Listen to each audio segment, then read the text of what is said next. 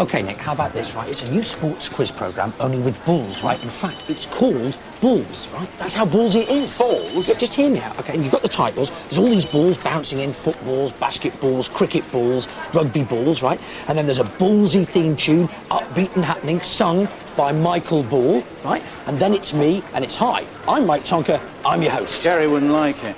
Well, what's it got to do with Jerry? It's got nothing to do with Jerry. Yeah, well, Sporty Questions is coming back. Oh, sporty pullovers. Look, Jerry's all Mike, right. He's a national institution. Yes, but for old people, biddies love him. He's a squeaky clean, chunky pullovered, silver-haired, smooth-tongued... Jerry's your main man. Old git. Here he is, the great man himself. Hey, Mike, how's it hanging? Great, thanks. I'll catch you later. We have to... Yes, of course. See you. Bye. Little shit. Just impatient. Wants to step into your shoes. Well, he'll need bigger feet than what he's got if he wants to do that, let me tell you. That's right. Now, you're a busy man. I'm not going to take your time. I want to do a special. This is 25 years. What is? Since Bostock's Cup. The classic, groundbreaking documentary that started it all for Mr. G. Tudor. No, when he look as a... Hey, look, I'm going to package a big reunion dinner. Black tie. Find as many of the team as we can. Get some celebs in. When? Cup final week. No, impossible. I'm doing a holiday show in Barbados, and then we're right into Sporty Questions. You know, Jerry, the 70s are really chic at the moment. This could be so good for everybody. All right, well, if you set it up, I'll turn up. I'll guest of honor. There you are. But I'm not talking to anybody, and I'm not hosting.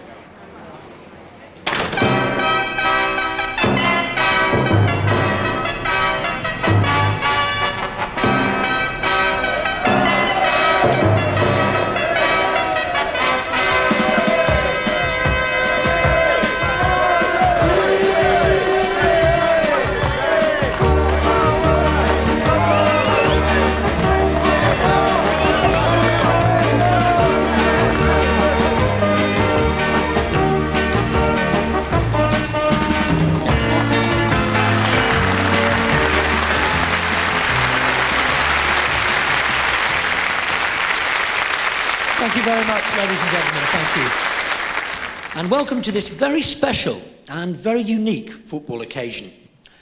You know, 25 years ago, when I was still running around in short pants, and so were many of you, in actual fact, a young cub reporter decided to make a fly-on-the-changing room wall documentary about the day-to-day running of a professional football club. The club he chose was 3rd Division Bostock Stanley.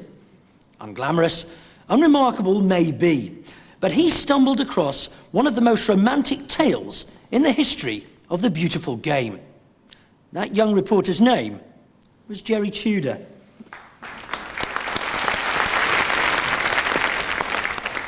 We're very fortunate in having Jerry along here tonight as our special guest.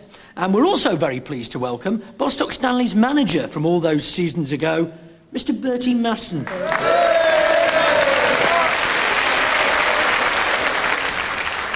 We're going to show you now Jerry's 1974, if you will, sockumentary.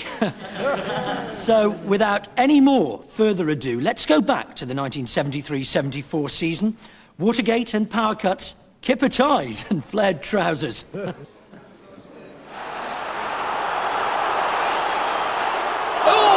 Harvey goes close, and that would have been his hat-trick if he'd scored that. And those other two really easy chances he missed in the first half. You're listening to Bostock Hospital Radio. Get well soon.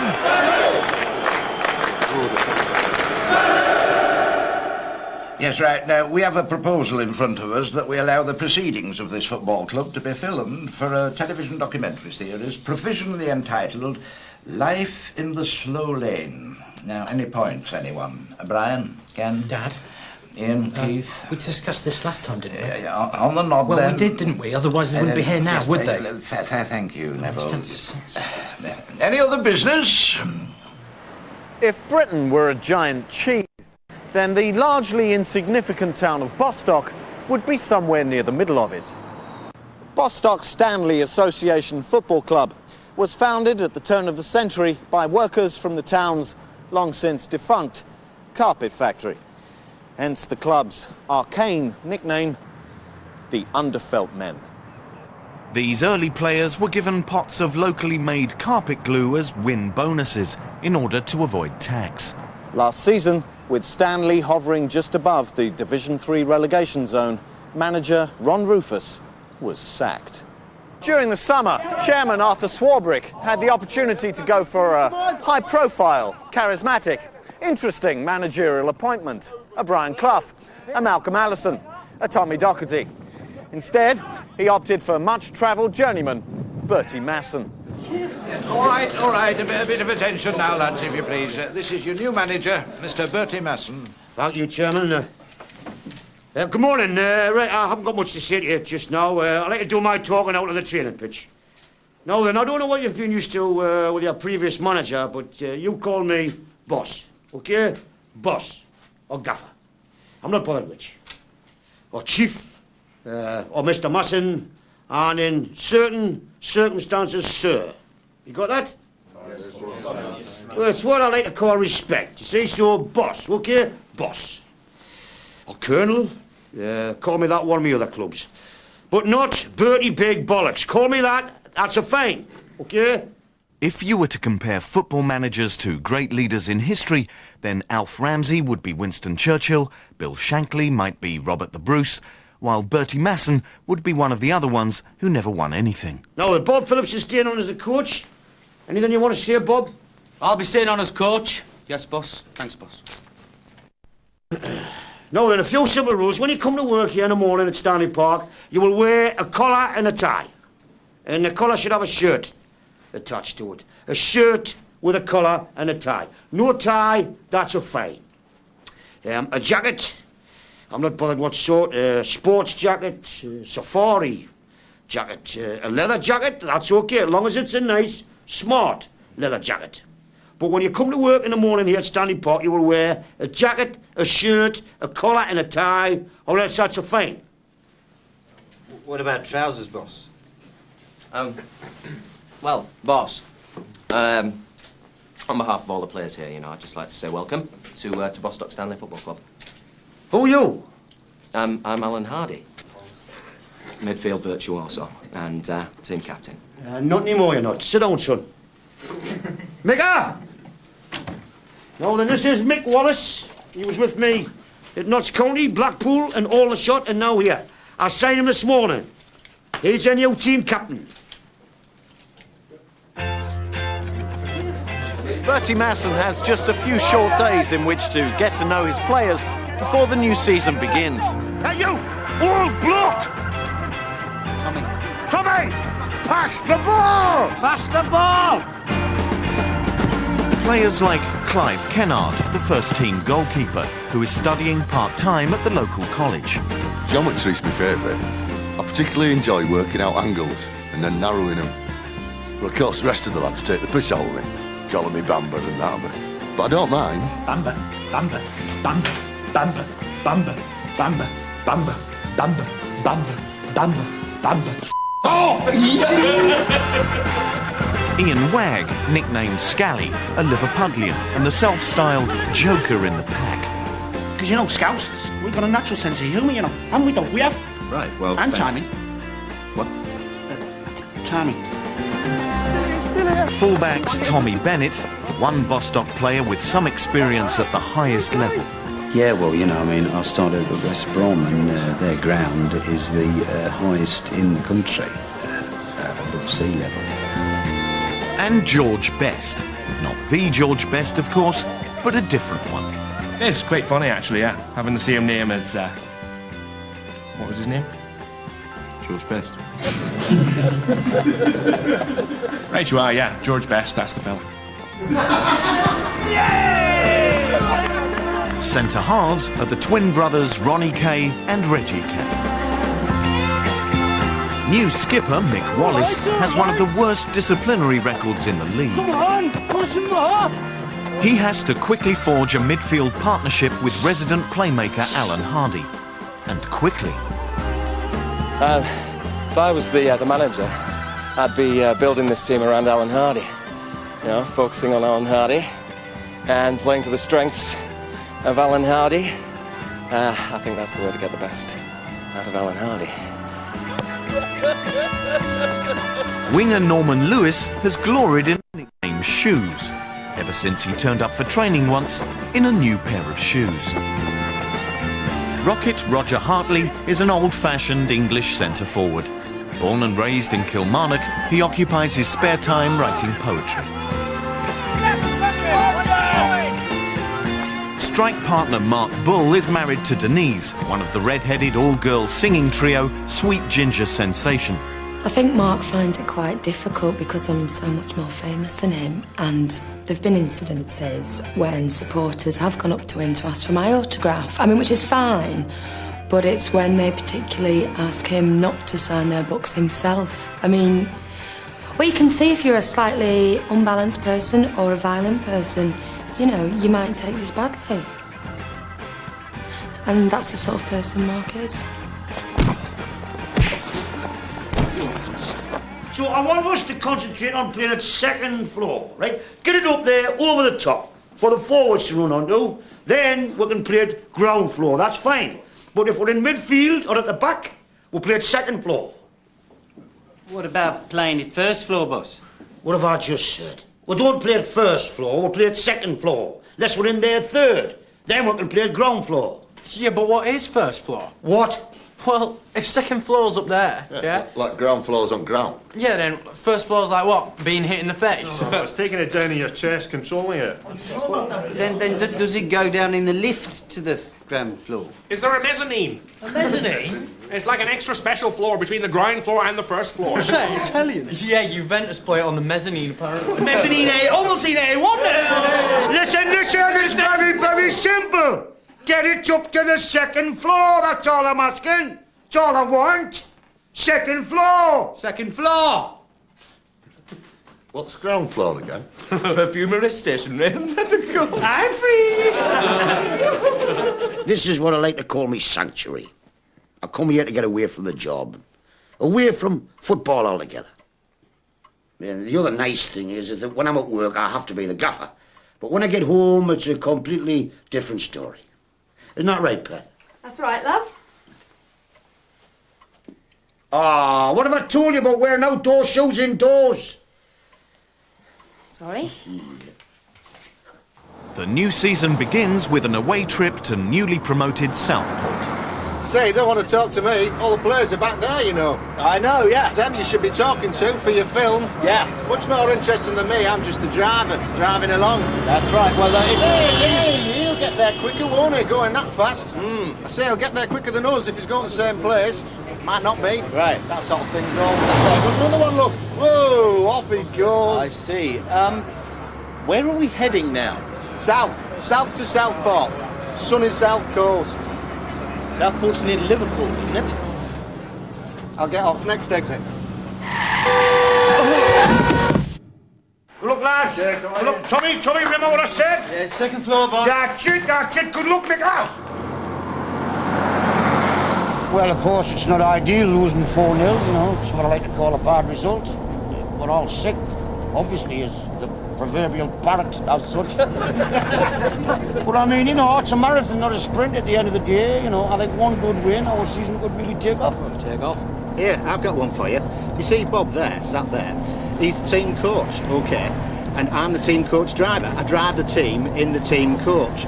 But supposing I took Bob in a car all on his own, I'd still be the team coach driver, wouldn't I? Because he's the team coach and I'd be driving him. If you're back there, who's driving the coach? That's all right, my lad's doing it. It's fine as long as there's no change in gear. Jesus Christ. Despite Bertie's optimism, dark days lay ahead, not only metaphorically, but also actually, as the nation suffered through weeks of power cuts. And if that wasn't bad enough, England were knocked out of the World Cup, and Slade got to #1 with this soon-to-be-forgotten novelty hit.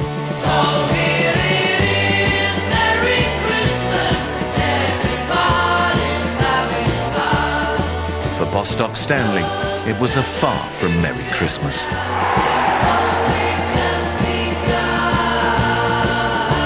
Firmly firmly rooted to the foot of the 3rd Division table, they found themselves staring the potential banana skin of a cup tie against non-league Pontefract Athletic full in the face. Insofar as a banana skin can be said to have a face, with manager Bertie Masson a man under pressure. Oh, we're relishing all this, you know, because normally we're the underdogs, whereas this time we're the overdogs. It's what I like to call a classic David and Goliath situation. Well, with Pontefract as David and you as Goliath. That's right, we're very confident, very confident. You do know David slew Goliath, don't you? 2-0, I reckon us. So, Alan, how do you think it'll go today? Oh, I don't know, you know, some of the lads, they're still a bit worse for wear after celebrating last week's result against Blackburn Rovers. That match was snowed off, wasn't it? Yeah, but the Pulse panel gave us a home win. It's our best result of the season. Hey, have no fear, lads, look, everything's sorted. Me lucky cup hat. It's lucky, is it? Well, it's got us this far, hasn't it? Why don't you wear it for league games, then? No, it's a cup hat, lucky cup hat. Oh, there goes another one, look, overtaking. What did I tell you? Happens all the time. Good luck to him, I say. He'll get there quicker, won't he, yeah? Where exactly are we going? Oh, leave it to me. Pontefract. I know where that is. South Wales, straight down the M5. It's all Ponty there, innit? Ponty this, Ponty that. Yorkshire, surely. I'll get off next exit. Northern Premier League Pontefract Athletics' main claim to fame is their famous sloping pitch. So, this is a famous sloping pitch then, eh? Yep. Sloping all right, isn't it? Can't stop it! Yep. Famous for it. We'll kick downhill, thanks. Tough.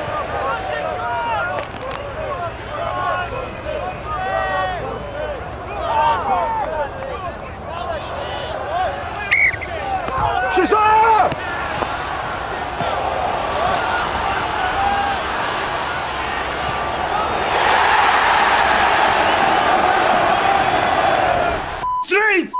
You useless bunch of they're not even a proper team. They are cool men, pit yackers, and they're beating you 3-0. It's not our fault, is it? They've got 12 players playing for them. What? They've got 11 men and gravity. What the fucking you twatting on about, you born idle? Gravity is playing for their team, isn't it? I said Newton's playing for their team, isn't he? That's a problem. If you give the ball a little tiny tap on the halfway line, next thing you know, it's flying past your head high into the net. I have never heard such a lot of cock in my life. Listen, in the second half, we just shoot from anywhere. We will score that. Do you want to manage the team? You want to manage the team? Yes, I do.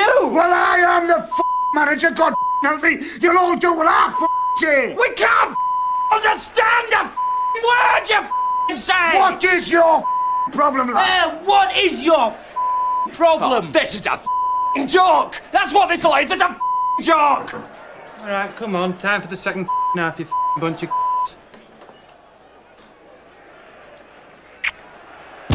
Stop it, nose! You broke my nose! All right, Benno. Come on, Rat. Get a grip.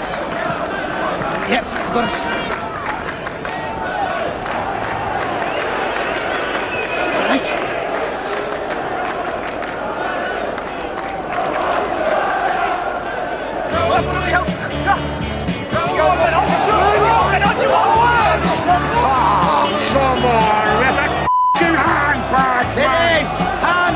This is our cup final, you know. It is our cup final. That's right. McGough! Come on! Yeah. Come on! All right, boss.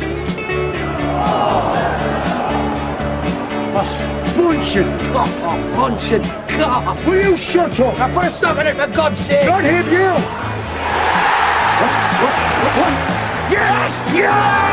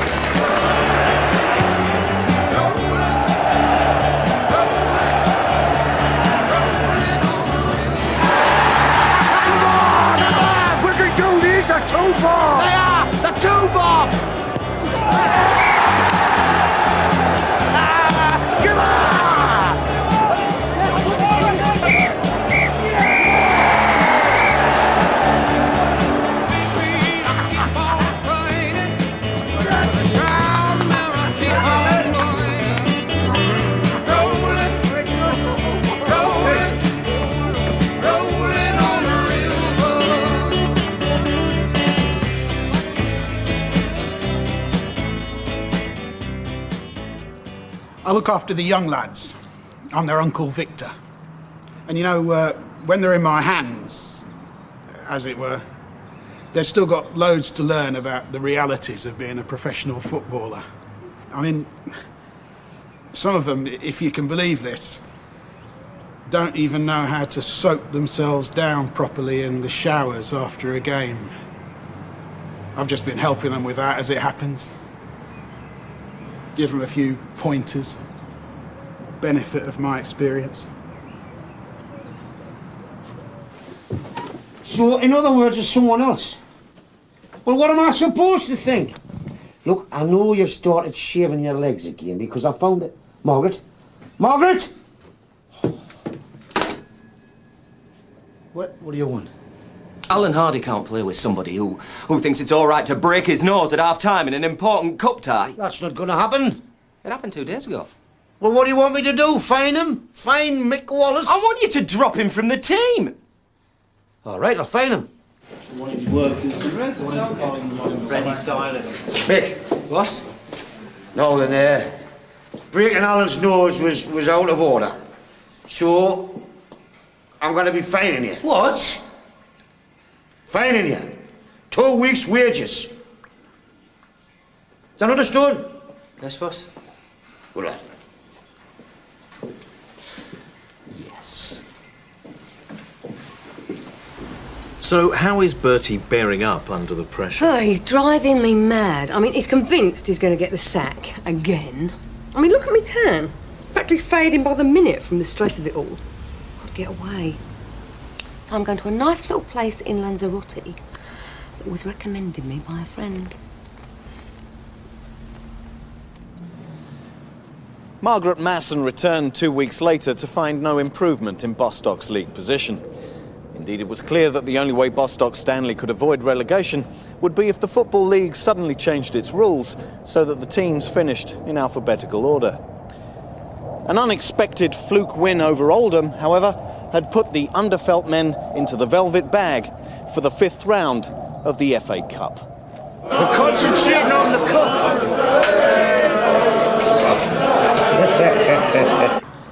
I suppose I'm most heavily influenced by Blake and T.S. Eliot, obviously. Kind of like the bleakness and futility of his work. And you're going to read one for us now, aren't you? Aye. This one's called Contemplation of the Draw for the 5th round of the FA Cup. I would be very, very excited if we get drawn against Man United, but I would be equally excited to play against Newcastle United, and I would have to be a fool not to relish the prospect of playing the Reds of Liverpool. I'll be proud to pull my shirt on if we get drawn to play Everton. Our game could be televised and I'll be on. The box against West Bromwich, I'll be on. But Paris, Moscow, Madrid or Rome, the main thing is to get drawn at home. Number 31, Bostock Stanley. Number 15. Will play Chelsea. So, Bertie, is this one of the biggest games of your career? Oh, I should say so. Any injury problems? Well, Scully's been feeling his groin. Oh, dear. Does that affect a player's performance? Well, he was feeling it last night and again this morning. Realistically, what chance do Bostock have of beating Chelsea this afternoon? Well, we've got what I like to call no chance at all. I mean, Chelsea's a very good side. Stevie Kemba, Johnny Hollins, Charlie Cook. I mean, these are what I like to call class players. My lads, well, they're very poor. Very poor indeed. And I've told them that. But you know what we've got? Team spirit.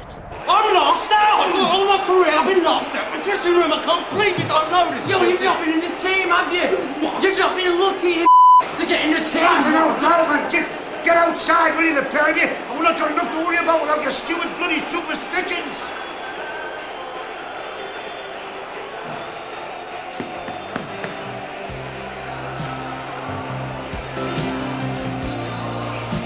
Watkins must out once again. Chelsea pick it up again. Webb looking for Charlie Cook out wide and Best cuts that one out. Some desperate defending by the 3rd Division side. Ronnie Kay gets that one away. Chelsea can't get a breakthrough. Collins now. He sends the ball through, and 3 are clear and onside. It's gone, and it must be over the crossbar. Well, the first half has been all Chelsea. They could be 3 or 4 up by now, and Clive Kennett's goal has led such a charmed life. It's an amazing first half, and there goes the half-time whistle. What will Bertie Masson say to his lucky, lucky team? Chelsea, man, Chelsea, the full-back is yours, man. It's Joe Bob, man. It's Joe Bob, right? You come up to him, you make him go outside, and you come inside. He comes inside, you go outside, huh? Yeah, boss. If he decides to go outside and come inside, you'll go inside and then come outside, okay? Or else wait for him to go on the outside. If he comes inside, go on the inside of him, okay? Just get the ball on the other side, but just don't get outside, okay? Okay, boss. Right, good lad. The bloody hell's going on here? Hamstring.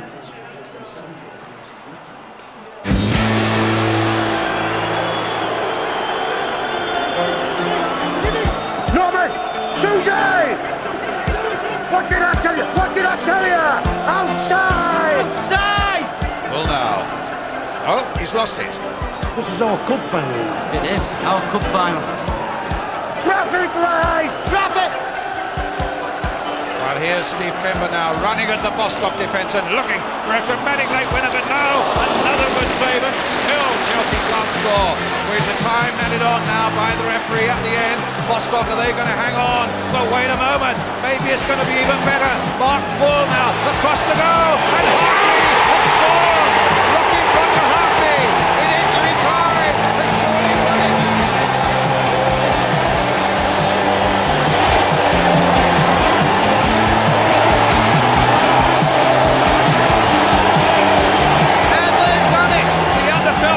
The bottom of Division 3 have knocked out First Division Chelsea in one of the most remarkable upsets in the whole history of the FA Cup.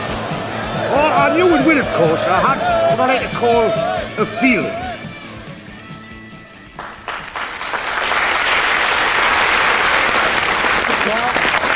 That's half-time, everybody. If you'd all like to get yourself some Bovril and maybe a wagon wheel, we'll be bringing you the scores from other reunion dinners up and down the country as and when we get them.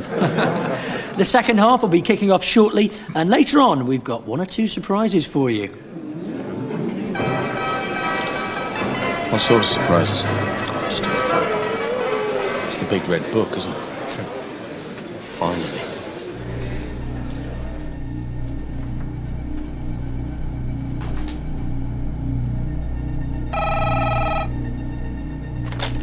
Tonka, yeah. What? Who is this? Hello?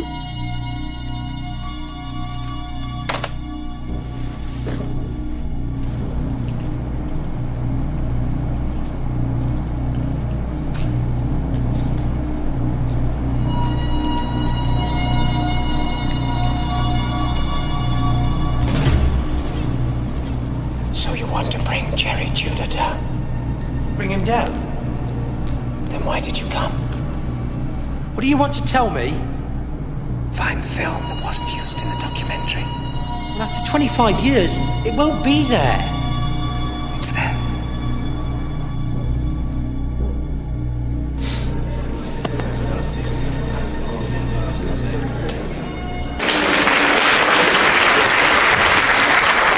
Well, you peasants, you can practice your brand of workaday hoofball tactics on your own from now on, without Alan Hardy. He should be joining Mr. Clough at Brighton and Hove Albion before this week is out. Really? Really? I can't say I'll be sorry to see the back of this dump. So you've talked to Cloughie then? That's right. You ginger-headed baboon. I spoke to him this morning on the telephone, right before I spoke to the boss and demanded a transfer out of this shithole. What did he say? Brian? Oh, well, as a matter of fact, he said I was exceptionally talented, that I was exactly the sort of player he's been looking for. We need a Brighton and Hove Albion young man, so get yourself on the transfer list and I'll come in for you. What a bastard. Boss, can I have What is it? You're in for Saturday? Hardy, you're out. I'm not picking anybody who doesn't want to play for this football club. Who in their right mind wants to play for this football club? How are you doing, County? This is the hardest part of the job. Having to tell a young kid he's not going to make it as a footballer. I try to let him down gently, be tactful, and, positive if I can be. Right, okay, young Pete. Sit down. I've asked to see you because I'm afraid I'm going to have to let you go. I'd like to say it's nothing to do with you personally, but it is. See, the thing is, you're just not good enough at football. That's what we need here at this football club. People who are better than what you are at football. Do you understand me? You see, football's a simple game. It's about running, it's about passing, tackling, shooting, scoring goals. And I've watched you, and you can't do any of those things. All right, son? There you are, and off you go. Cruel to be kind, you see. It's the quarter-final against Hull on Saturday. Have you got anything special up your sleeve? Let me tell you what football management's all about, Jerry. It's about what I like to call human chess. You see, you have a certain number of pawns. The other guy has a certain number of pawns. You have those horsey ones and a couple of pointy-headed. Let me tell you what it's not about. It's not about what I like to call gimmicks. Gimmicks? Gimmicks. Hypnosis. Harnessing the power of the mind. A lot of people are skeptical about hypnosis. What about you, Mr. Kennard? Are you skeptical? No, it's cool, sir. Your boss, Mr. Masson, he is skeptical. Well, I'm hoping. Even though I, Edgar Pendulo, hypnotized him this morning. No, he didn't, he did. Oh. Didn't I? Good.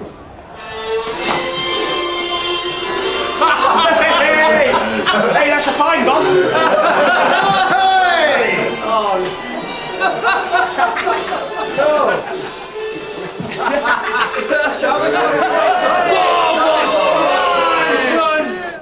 Well, thank you very much, Edgar. I mean, I don't believe a word of it myself right now, but you never know. Oh, no! Is it, boss? It's me Cupat with me lucky Cupat! Bastards! But, it might still be lucky if you take the ashes, put them on your head and kind of like rub them into your scalp. It's worth a try. Huh? Hot! All right. Shoes is out. See what I tell you, it started already. Dropped a bottle of salad cream on his foot, he's broke his toe. Shoesy, man, Shoesy, did you not have your shoes on? Not while I'm eating, boss. I don't want to get salad cream on it. Ponce, get your kit on. Ponce, get your kit on. You're joking. Sorry. Alan Hardy does not play as a last-minute stand-in. Alan Hardy only plays first choice. Alan Hardy's match of the day. Shift it, Ginger.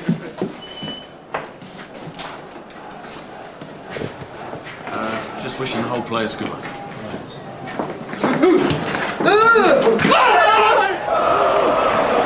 Well, up, Cherry. Thank you. Can you smell something? What? Got a burning smell. We're underway here, and Hull, already overawed by the occasion, they almost seem scared of the ball. Despite the conflagration of his Lucky Cup hat, Bertie's luck held, and a goal which ballooned into the net off Roger Hartley's arse with the keeper stranded was enough to see the Underfelt men through to the first semi-final in their history. So, lads, in the semi-final of the Cup. Hey! Why aren't you wearing your trousers? Oh, a few lads are off down Vagabonds later to celebrate. You don't want to get them creased, do you? Yeah, look at that, Look, 15 inches. Hey, but that's bigger than your shoes, man. You want people to see your shoes, don't you? You look like a womble. All right, lads, gather round. All right, lads, gather round. Now, we've got a lad on trial with us this week. He's been playing for Workshop Co-op in the North Notts Inter-Dairies League, apparently. And if he's any good, we're going to sign him up. Jerry's put me onto him. So I want you all to say hello to Brian Parkinson. Hey up, me old flowers. Chuff me. It's Charlie Williams. Right, let's get on now, shall we? Right, let's get on now, shall we? I'm a laughing gnome and you can't catch me, said the laughing gnome. Not bad. pretty good, isn't he? Do you think the boss will play him in the semi? Doesn't bother me. He's not a full-back, is he? No, he ain't a full-back, best. He's midfielder, isn't he? He's centre midfielder. Yeah, it's a bit low down, actually, Victor. Looks like it's between you and me then, don't it, Skipper? Oh, well, all right then. Well, who do you think the boss is going to drop, huh? Me, who signed on the first day? Me, who was with him at Notts County, Aldershot and Blackpool? Or you, huh? A big puff. Hey, up me old flowers. Does he not say anything else? So, no Edgar Pengelow for the semi then? No, we won what I like to call despite him, not because of him. No more silly publicity stunts.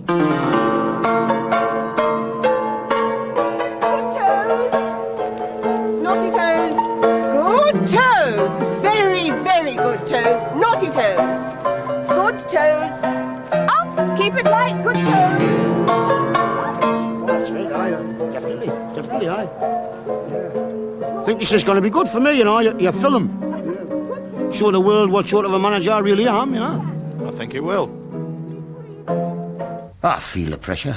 Of course I do. Sweat a lot and the usual. Pyjamas, soaking wet. But I can control the drinking, as long as nobody puts any temptation my way. Boss! Look, manager of the month. Me? Picture of Ponsardi in the paper, boss. Said he's holed up in a hotel with the runner-up the 1967 Miss Bostock pageant on a double bed covered in 25p postal orders. Said he's not coming out unless you apologise and put him back in the team. I say he's not coming out then. Unless you apologise and put him back in the team. Exactly, he's not coming out then. Oh, right-o. Oh, I can almost smell it now, you know. Taste it. It's that close. This is the most important game in the history of the club. I mean, well, this is our cup final.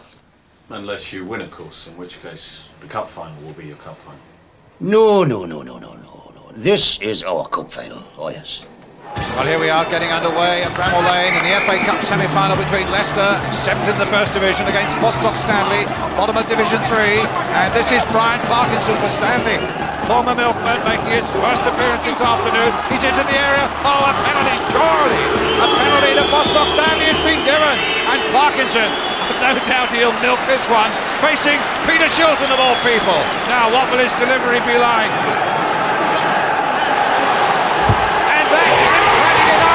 Shilton went the right way, but he had no chance with that, and Bostock Stanley are in the lead. Now Hartley, oh, that was a stupid handball and a free kick to Leicester. No, the referee's given another penalty. I don't believe that. And the blue shirts surrounding the referee, you can't blame them. But what's he doing now? He's sending off Frank Worthington and Keith Weller, presumably for complaining about that penalty decision. So, another penalty. And it's Parkinson again. What's he going to do this time?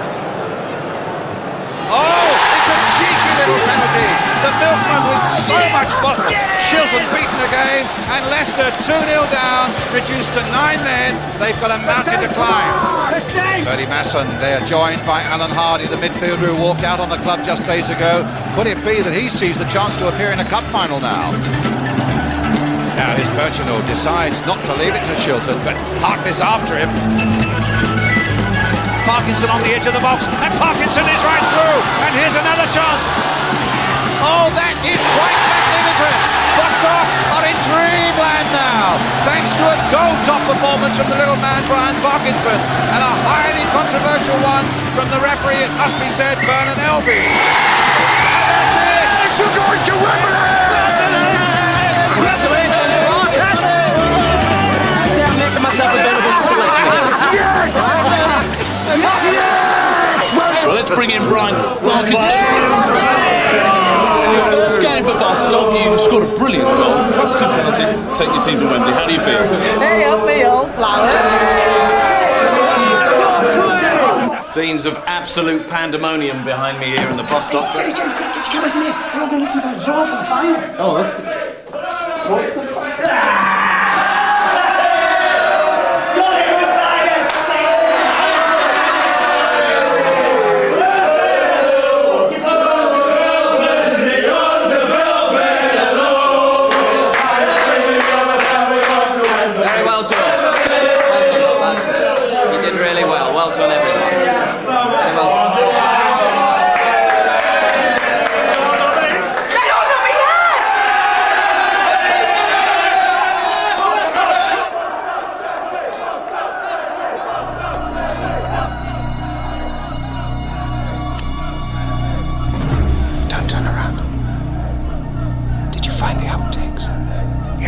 found them.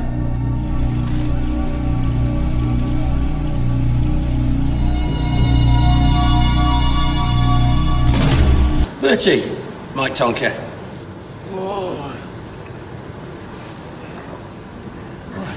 Oh, it's interesting to see you and Jerry so friendly. I mean, after his documentary, you never worked in football again, did you? Well, I don't blame Jerry for that. Oh, he's me mate. Oh, I got myself all worked up thinking Margaret was having an affair. That's what started drinking. No, it's nothing to do with Jerry, man. Nothing to do with Jerry, man. I know.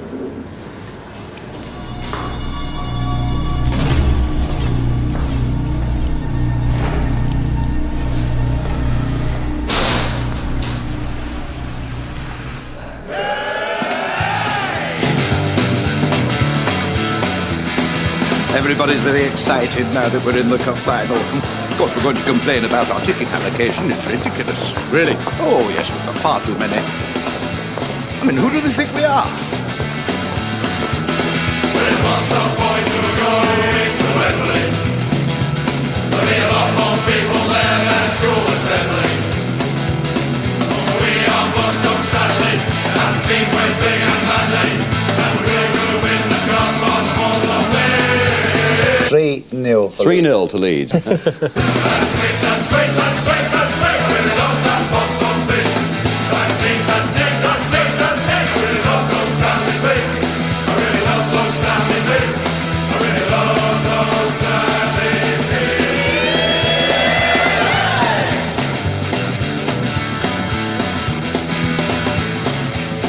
It certainly means that Leeds United are going to win the cup tomorrow, according to us.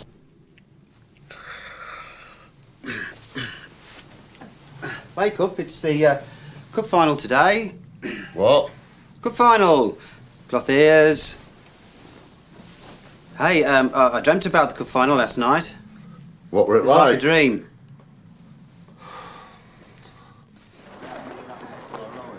Well, no, the boss hasn't told us yet, but I'm quietly confident, you know. I think the wide open spaces of Wembley will really suit my game. Alan! Yes, boss. No, I know we've had our differences, son, but I've got a very important job for you today. I won't let you down, boss. Good, good lad. Here, it's all the players' tickets. Sort them out for us, son, will you? See, I'm going to be busy talking to the lads who's actually going to play. We're no good, that's what people say. Hey, you know the thing, we just don't know how to play. See, that's wrong, that is. You know what's happened, don't you? The lads have turned it around for a joke. Those lads, they love me, you know.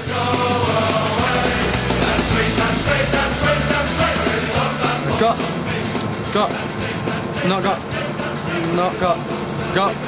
me, got. Aye, lads, here we go. I'll do my normal wisdom. Mr. Grimsdale! Mr. Grimsdale! Oh, who was that? You told us who it was. All right, I'll do it, Frank Spencer. Betty! The cat's had a shit in my berry, Betty! Go on, who was that? You told us who it was. Oh, yeah. Listen, listen. I give Bostock Stanley no chance, blah, blah, blah. Up front, they have, in the ironically nicknamed Roger Rocket Hartley, a calamitous centre-forward whose striking prowess is matched only by his own execrable poetry. Not bad, eh? Yes.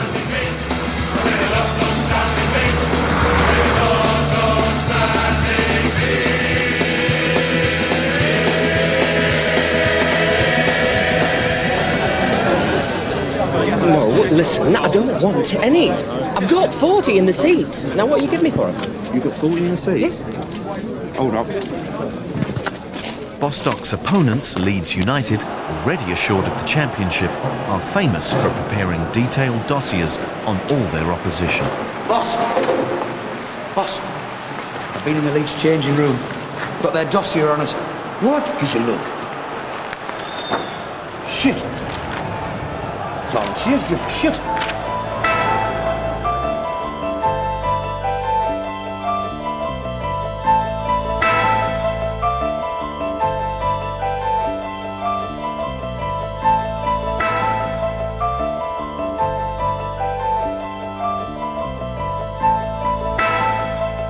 Kick-off approaches. 100,000 fans and a worldwide TV audience of millions are waiting. Bertie calls on years of management experience to deliver the most important team talk of his life. I know a lot of you don't like me very much. You don't think I'm much cop as a football manager. And who knows, maybe you're right. I know I'm always telling you that you're crap, and so on. But if there is one thought I can give to you to carry with you out there onto the hallowed turf, it's this. Please, please, please, please, please, please, win the game. Please, win. Win it. Please.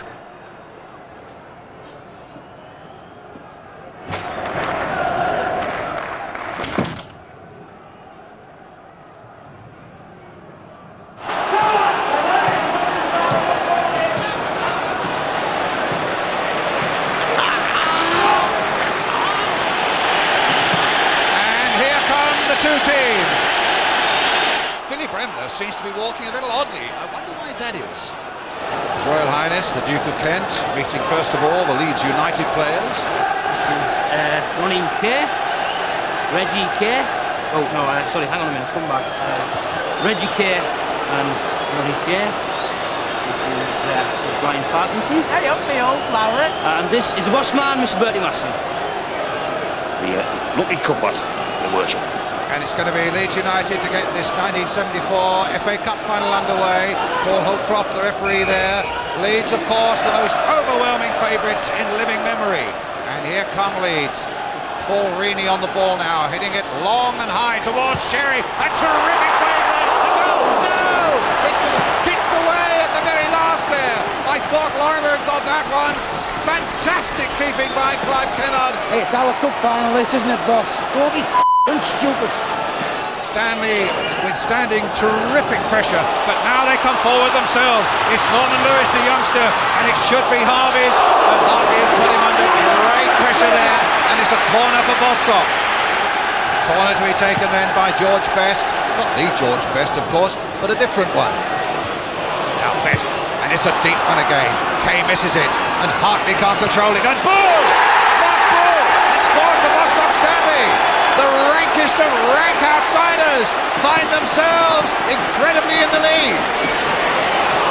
Bostock almost there now. Bertie Masson urging everybody to go back. Referee blows the final whistle, and Stanley have done it. A unique double of FA Cup and ignominious relegation to Division 4. Bertie Masson can't believe it. He runs onto the pitch there. Jack Charlton was saying only yesterday, where is Bostock? I'm sure he knows now. It's near, well, these boys have certainly put Bostock on the map, that's for sure. The tiny team from the town of Cloppets. Mick Wallace leads them up the steps there. Clive Kennard there, and the goal scorer Mark Bull, the heroes. Well, of course, they're all heroes today. Bertie's boys, the result to confound the experts. It's Bostock Stanley, the underfelt men who received the FA Cup from Her Royal Highness, the Duchess of Kent. Bostock, the winners!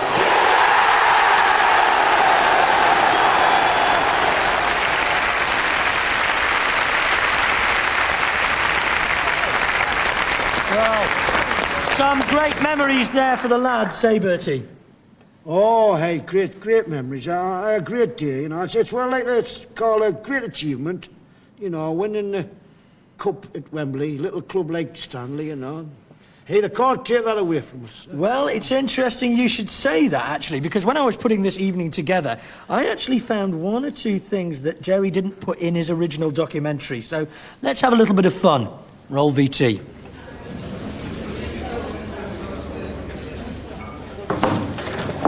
I'll leave my hat in.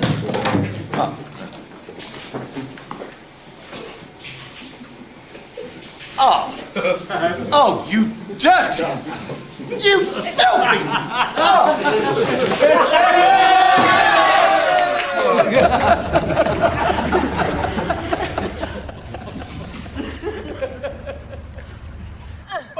Oh, no. Ah, yes. Oh.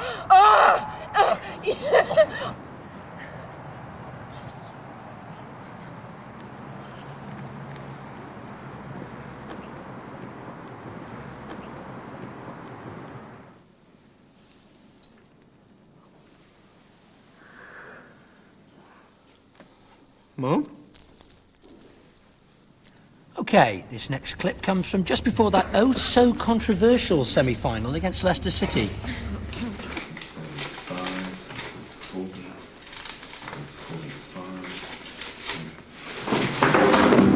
Yes, right, gentlemen. The lease for the ground is up for renewal now. As you know, under the terms of the lease, we have refusal to renew unless anyone comes forward with a carpet-related use of the site. Now, obviously, if this stipulation was known outside this room, then some unscrupulous individuals could make a carpet-related killing.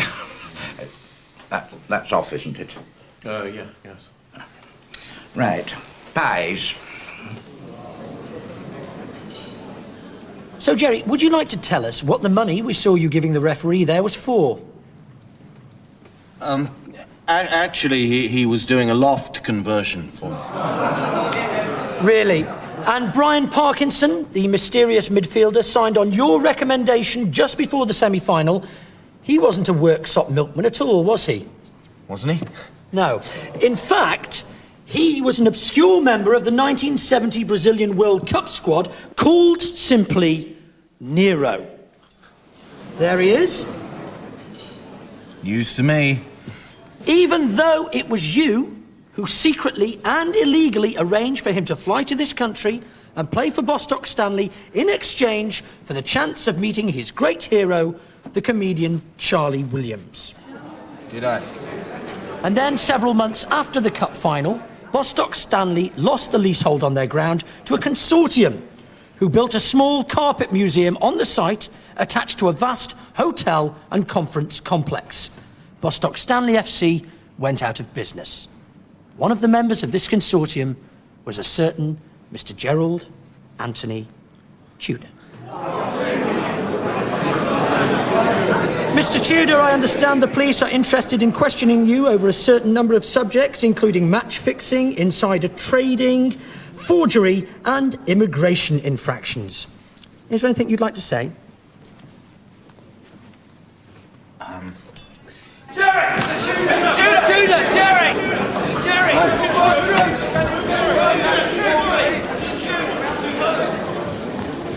Jerry, is it true? Did you wear a Bostock shirt when you were shagging the manager's wife? Jerry! I'll read it. Manipulating events, ruining people's lives purely to advance his own career. It's disgraceful. Absolutely disgraceful. Yeah, disgraceful. So who are you going to get to present Matchday and Sporty Questions then? I'm talking about Jerry, I'm talking about you. You're fired. Go and work for the BBC and whatever they've got left. Log rolling, world's heaviest man.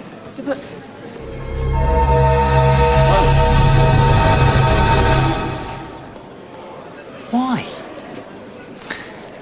He cost Alan Hardy a place in that final. Didn't he? Well, now I spoiled it for all of them.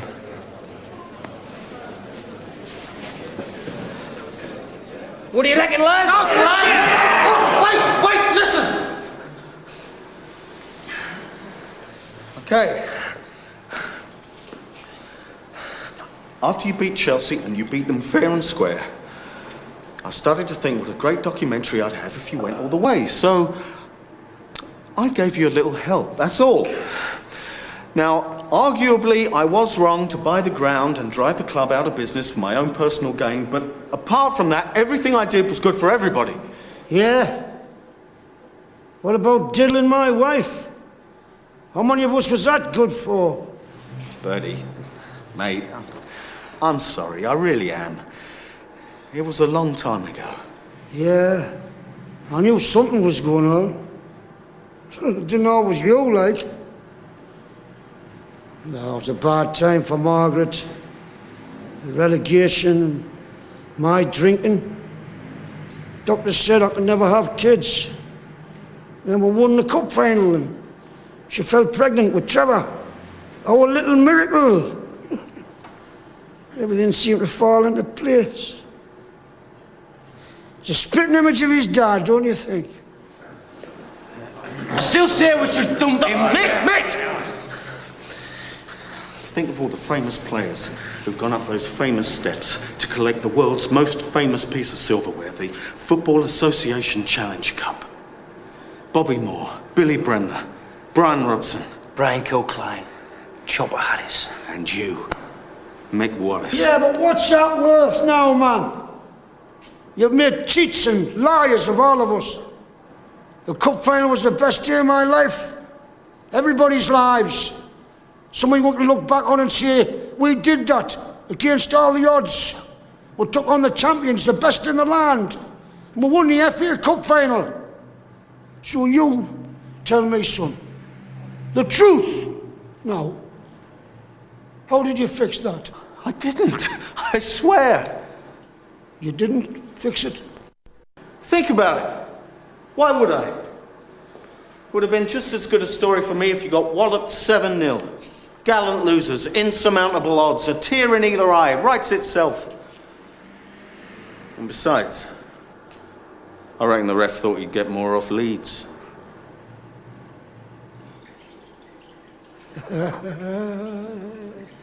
All right, lads. This is our cup final. It is.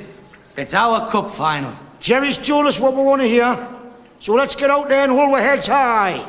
Let's give them 110%. What have they got? They've got now, man, the 2 bob. They are the 2 bob. Right, come on, lads. Come on, Stanley.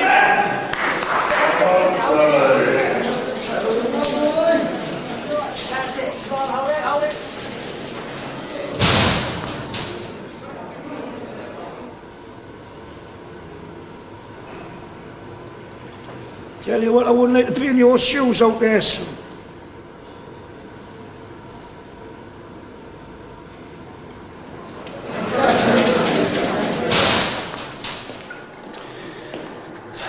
Oh, I'll be all right.